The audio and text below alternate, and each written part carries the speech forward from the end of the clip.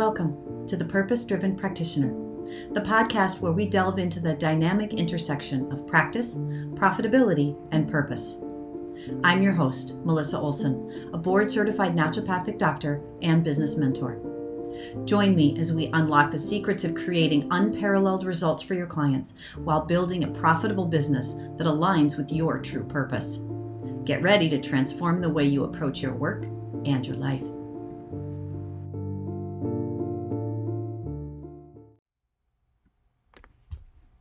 Hello, friends. Welcome back to The Purpose-Driven Practitioner.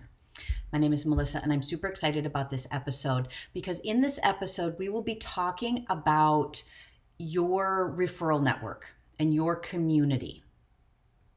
How to book consistent business with your clients, building that referral network, but also maintaining that work-life balance because that is so important to prevent burnout. So thank you so much for joining me today. I'm really excited about this. So the importance, we all kind of know, I think, the importance of a consistent inflow of clients, consistently booking regular clients, whether it's the same group of clients or whether it's brand new clients every time. Just getting that consistent booking really helps to maintain the base of your business, but it also helps keep moving you forward. Always getting new client referrals from other people, other practitioners, or new client referrals from your marketing efforts, or new client referrals from the internet. Like there's a million different ways, and we will go through some of those today. Client acquisition, that is really just the foundation of what makes a business successful is how do they get clients? And there's a million ways. The power of referrals, how important it is in getting those client acquisitions to have a very powerful referral network. And then again, maintaining that work-life balance. If we get burnt out, we cannot serve our clients. So it is very important to keep boundaries on your schedule. And that can be anything from, I only see clients 4 days a week, and my 5th day of the week is business work or paperwork or other work, homework, right? It doesn't matter. But just getting some really good boundaries. Examples, I don't take clients after 5 o'clock. Right? I don't take clients before about 8:30 in the morning. Different things like that are about setting those boundaries for your business so that you can maintain your energy level, your vitality. So let's talk about some of the client referrals, the client sources. Where do you get your clients from? So before we even get to talking about it, I am going to encourage you to get out a piece of paper and start writing down, where do your clients come from? And hopefully you're going to get some new ideas through our discussion today and get some new ideas about other places that you could maybe go look for clients. So there's so many resources for getting clients. You can do online, right? Your Facebook page, your Instagram page, different things like that, all the social medias. That's a very valid way to gain clients. Your website is a great way to gain clients. People all the time will tell me, I just searched for naturopath near me and I came up. Okay, so there's lots and lots of ways to do it. Networking events. If you like to do in-person clients, you might benefit from doing in-person networking events. Get to know the other business owners in your area. Often when we do some of those networking events, you'll just pick up clients from those business owners. And then once they start to know you, then they refer to you as well.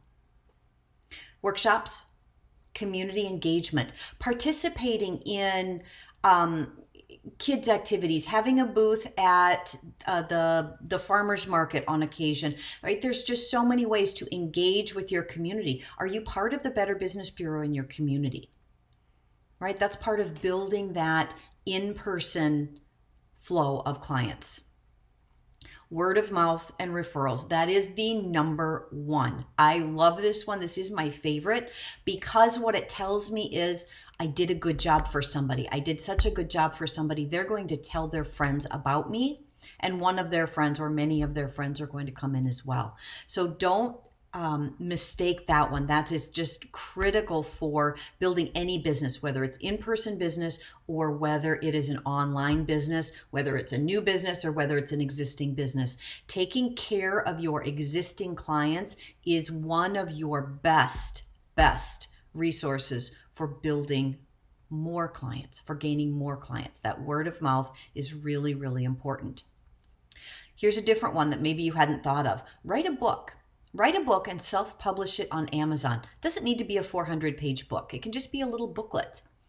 But write a book on your favorite topic, something that you're super passionate about, something that your business really focuses on. For example, writing a book on mast cell activation syndrome, writing a book on gut health, writing a book on taking care of your family, right? From a health perspective. There's lots and lots of topics. Whatever you're passionate about, write a book, self-publish it on Amazon. Follow the links there. Get it on audiobook, get it on, fill out your author's page, different things like that. When people are searching for answers, they will also go to Amazon and search for their condition.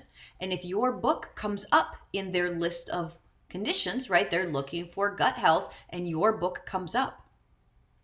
That is a great way. I just recently picked up a client from overseas because they read a book that I published on Amazon. Okay? It happens. It's not fast, but it does happen. Now, I don't promote the book at all. The more you promote it, the bigger deal it's going to be. So you're also going to promote this book. It's just a sales tool. It's a marketing tool. You're not really looking to make money selling the book.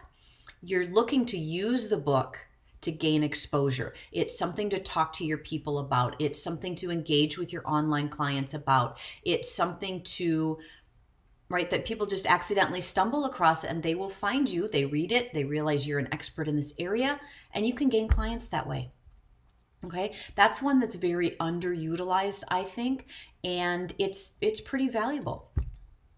So, which ones of those have you noticed that you're gaining the most clients from? I'm going to guess from the beginning it's word of mouth, right? But maybe you do a local advertisement in the Better Business Bureau newsletter.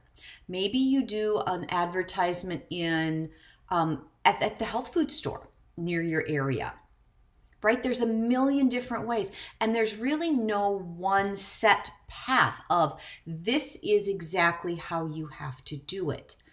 There are lots and lots of paths.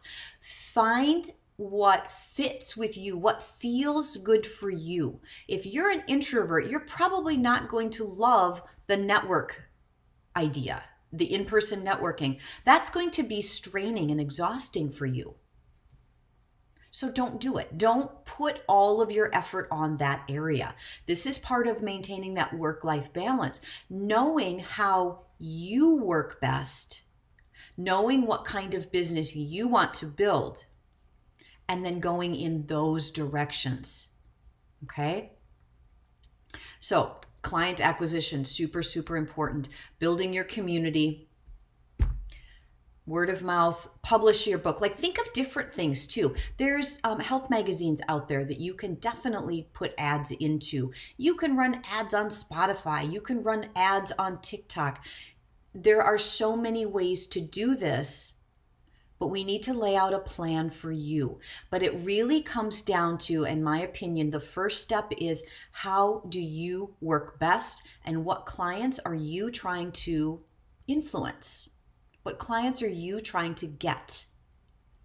Okay? It makes a huge difference. So think about that. We did talk a little bit about maintaining that work-life balance. And part of that we talked about is setting your schedule, getting a schedule that fits with your family life. If you know that you can only work 2 days a week or 3 days a week, then we're going to fill up that 3 days a week, but we're going to set that schedule and keep those boundaries. Because those boundaries are really about honoring you, your energy, your effort, and your knowledge. It is okay that not every client is going to fit into that. But we try to keep that balance there because otherwise you get overextended, you're running in a million directions, and you're exhausted. Okay? We do need to take care of you. We also need to build into our practice, into our work-life balance, we need to build in there about the administrative tasks and what business items need to be done for your business. What kinds of marketing things do you need to do? What kinds of bookkeeping things do you need to do? What kinds of paperwork do you need to do? Scheduling, office tasks, cleaning. Build that into your schedule. Don't just book yourself solid 5 days a week and not leave room for those other items, because they do take time and they're equally important to growing your business. If you don't know where your money's going, we're talking bookkeeping now. If you don't know where your money's going, you don't know where you can make changes, where you can grow, where you can expand, how you can be more efficient. That's the administrative tasks. So we do need to build time into our work-life balance for those administrative tasks. We don't want you working on weekends to do that kind of stuff. Maybe that means you do want to take clients more often, so then you hire out those kinds of things. But please don't book yourself so full. And I mean with all of the things, with the kids, with the home, with the life, with the family, with the business, with the clients, that you get burnt out. It is very, very important because we want to maintain this for a long time.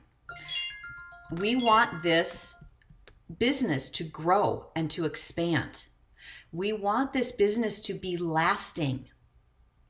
And in order to do that, we need to create it in such a way that it serves you as well, that it serves your family. Now, I have done this. This is why I know about this one quite a bit.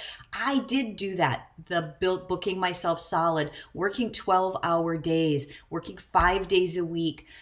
And on the weekends, I crashed. I was exhausted. I didn't have the energy then to give to my family the way I wanted to show up for my friends the way I wanted to take care of myself the way I wanted to.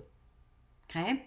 So I do know firsthand how that happens, and it happens sometimes really slowly. You don't realize it. That's why keeping those boundaries on your schedule is important.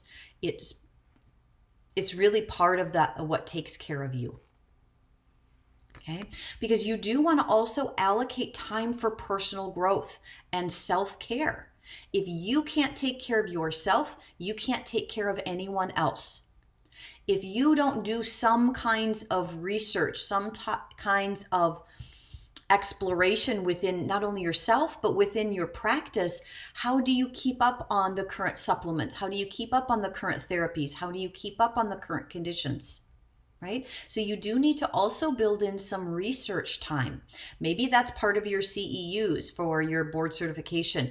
Maybe that's just keeping current, right, with what's going on in the world.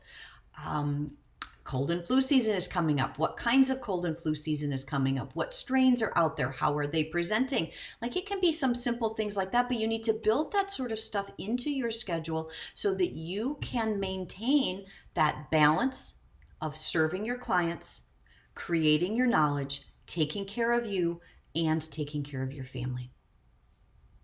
Okay? All right. We could talk forever on that one. And I know that is a struggle. That's a struggle for all of us because we're so excited about our practice and it's growing and it's exciting and clients want to come see you and it's really cool. It's easy to get wrapped up in it. That's what I did. I got wrapped up in it. It was so exciting and so much fun, but you can't maintain that pace long term. And we want your business to last long term. We want you to be able to sustain it. All right, let's switch directions a little bit and let's talk about the power of referrals. So when we talk about referrals, it can be one client refers another client, but it can also be one professional refers another professional. So that's the context that I want to talk about here because this is your community. And your community can be in person or your community can be online. It doesn't matter, but it's about gaining referrals from other professionals. And in order to do that, you need to have relationships with those other professionals. You need to know them personally. You need to know how their business fits with your business. Sometimes we need to sit down with each other and really get to know both businesses, how they play together, how they can interact. help your referral person. So say a chiropractor is referring to a nutritionist.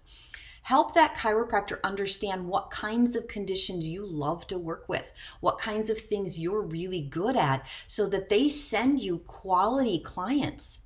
And then in turn, you need to understand, what does that chiropractor love to work with?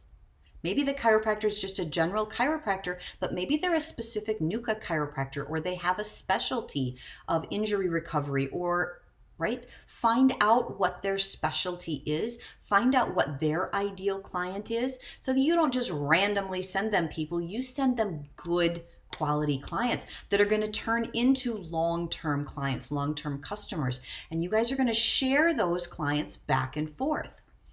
So the other part about building that partnership with these other practitioners, these other professionals, is not only getting to know them, but also, how do we work together?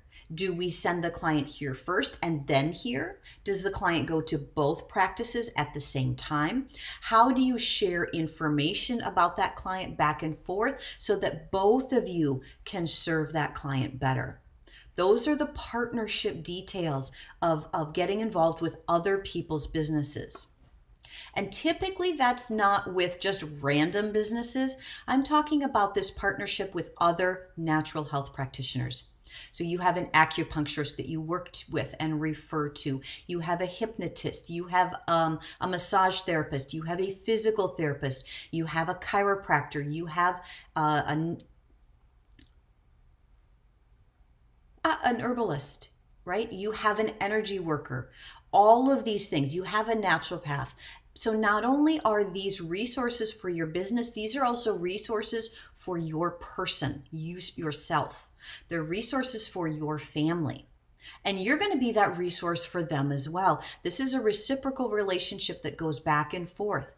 So because I know you have that piece of paper out from earlier, I'm going to encourage you to write down your list of partners, business partners that you can confidently refer to. Building trust is huge when it comes to building partnerships.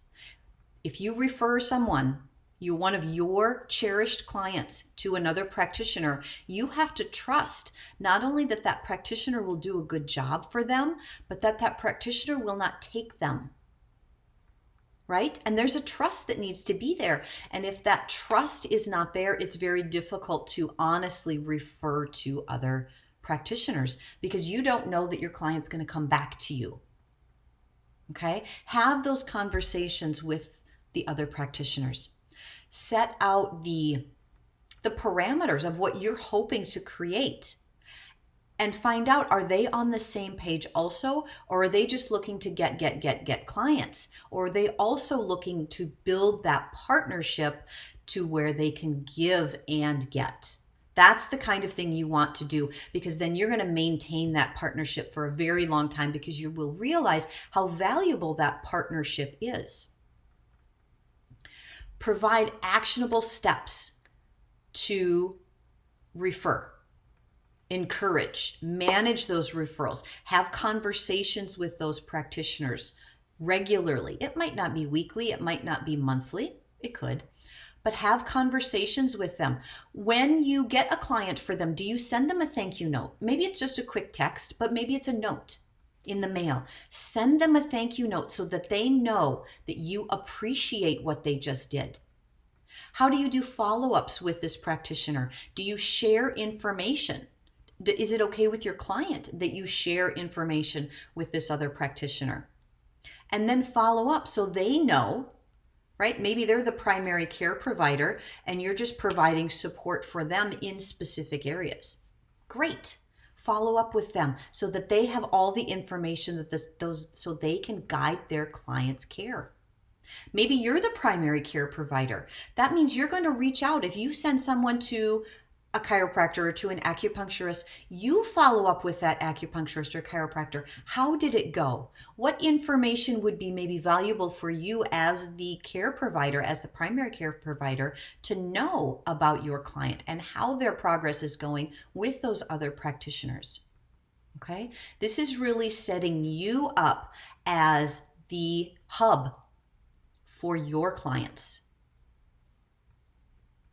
Okay, I hope that makes sense. But that relationship, if I can leave you with anything, the relationship with your referral partners is a really big deal. Nurture that. So, how do we create that relationship with our referral partners? Is offering value to them. Maybe you can offer them appointments or information for themselves when they send you a client. Maybe you offer them a discount on their referrals. Maybe you offer them an extra long appointment or some bonuses in their appointments. Anything to build and encourage that relationship. Having those conversations, making sure that you share with that client, or with that practitioner, you share common values. You share a common approach, open communication, mutual support, and above all, trust.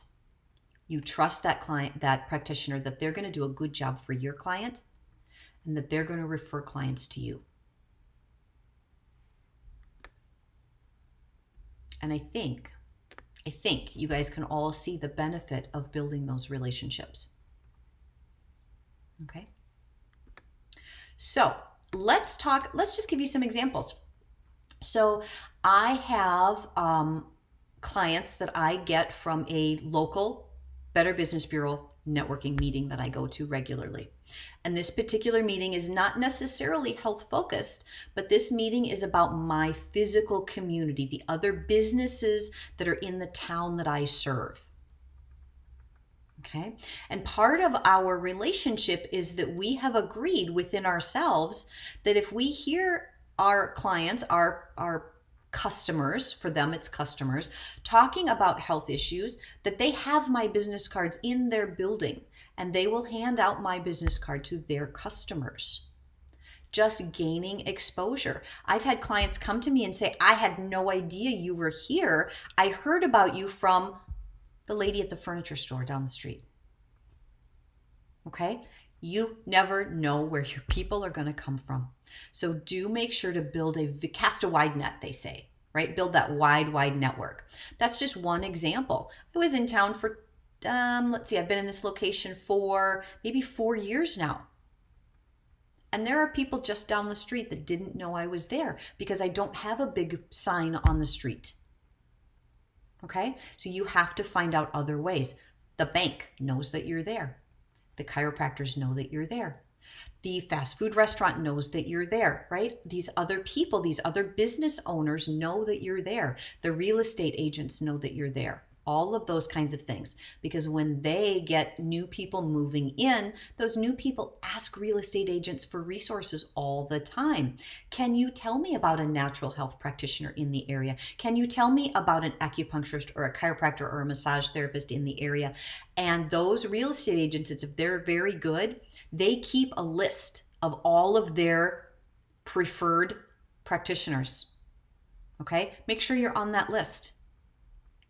This is just part of building your network. And that doesn't take a lot of effort, but it does take a little bit of time just to get it all set up and organized.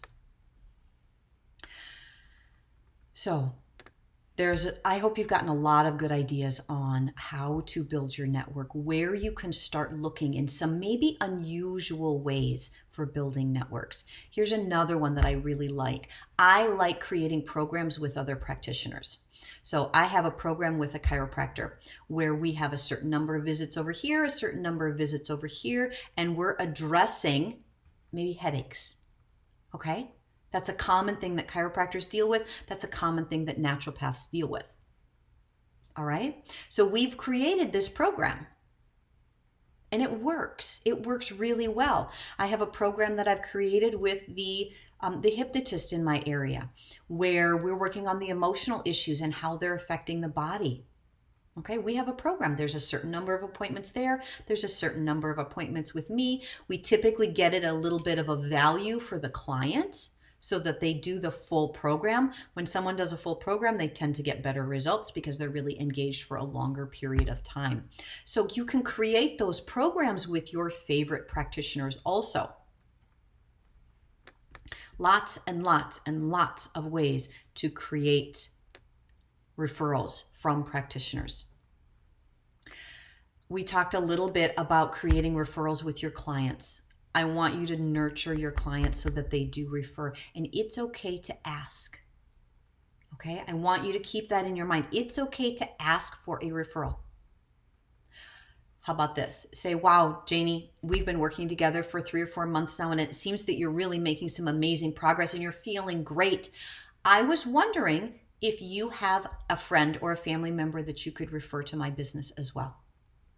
It's okay to ask.